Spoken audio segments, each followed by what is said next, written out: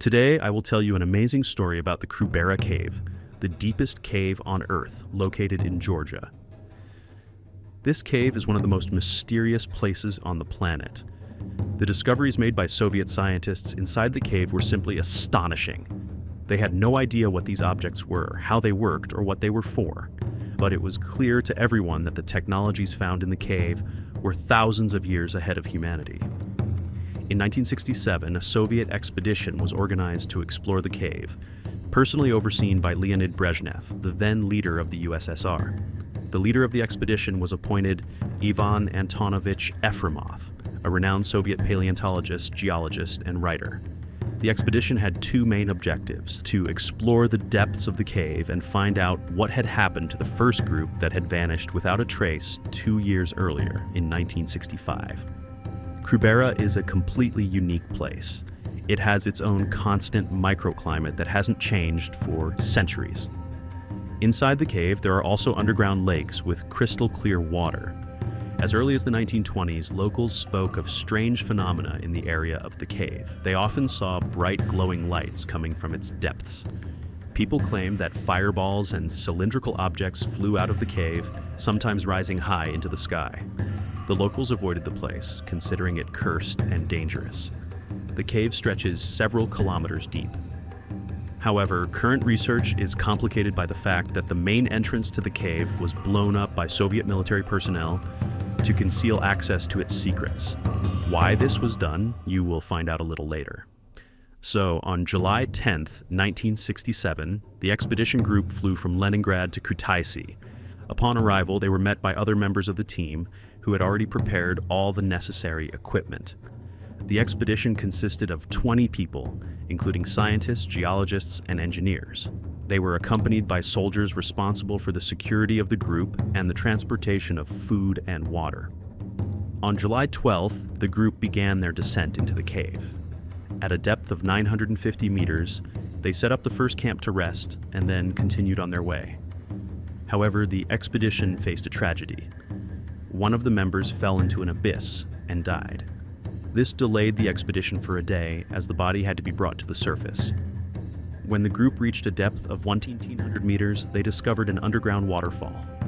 Beyond it was a wide passage leading even deeper. What they saw next was incredible. Behind the waterfall was a vast space. Efremov immediately ordered the group to stop, saying that he needed to go back to the surface to report the discovery to his superiors. 7 hours later, he returned and gave the order to continue the exploration. The expedition then encountered something truly extraordinary. They found rooms that resembled chambers, but their walls had a strange texture and were unlike anything known to man. There were mysterious devices inside, resembling instruments or machines, but their purpose could not be understood. One of the most astonishing finds was an unidentified round titanium object. Despite the damage, it still bore traces of its unusual design. Additionally, one of the discovered devices was functioning, though the group could not determine where it was getting its power from. All of this appeared to be technology that was incredibly advanced for its time. It took several months to bring these objects to the surface. Some of the devices remained in the cave, as transporting them proved too difficult. While in the cave, the expedition members faced serious health issues. Many suffered from lung problems due to the poor air quality at such great depths. Some developed insomnia, which gradually turned into nervous exhaustion. 2 months later, a new team arrived to replace the main group. Along with them came additional soldiers who brought equipment to further study the artifacts. Among the finds was a Roman sword, which was in excellent condition. This sword became one of the most mysterious discoveries, as its origin in this region is hard to explain. However, it is historically known that the area of modern Georgia was under Roman control during Pompey's time. In addition to the sword, the cave contained golden jewelry, ancient coins, and many other artifacts that didn't fit into the conventional historical narrative. The group continued their journey deeper into the cave, covering about 10 kilometers.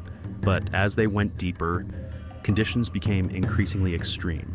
Delivering supplies from the surface became nearly impossible. The air at these depths was heavy, and breathing became more and more difficult.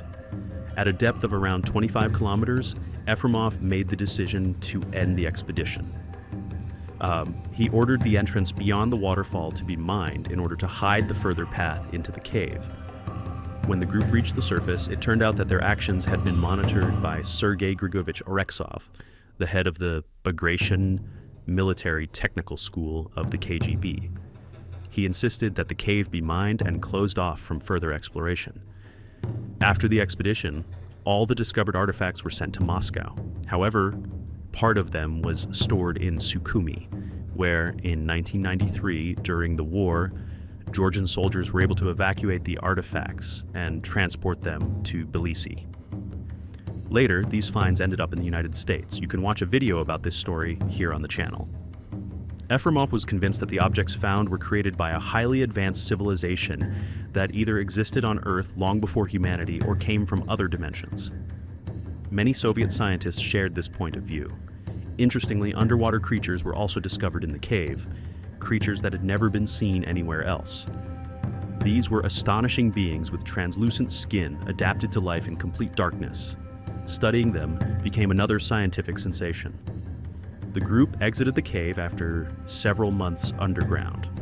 Many members looked like ghosts, pale, with red eyes, almost unable to look at the light. These photographs are now shown on your screen. Don't forget to like this video and subscribe to the channel to learn more fascinating stories. In the next episode, I will tell you another thrilling story from Afghanistan during the Soviet intervention. You will be surprised by what unfolds in the new episode.